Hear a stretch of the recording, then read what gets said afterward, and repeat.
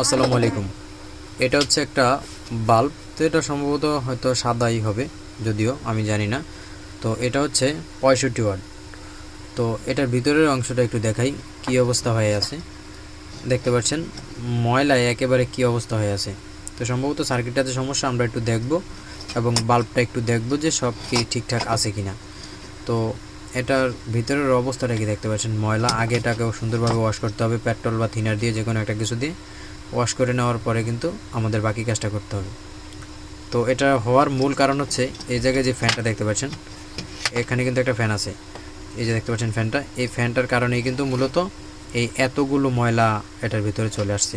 কারণ যখন ফ্যানটা ঘুরছে তখন কিন্তু বাতাসের সাথে ময়লাও আসছে, তখন কিন্তু এই সমস্যাটা হয়েছে।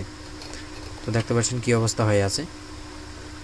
আর এগুলো মূলত আমি জানি যে শপে, বড় বড় শপে লাগায় যদিও।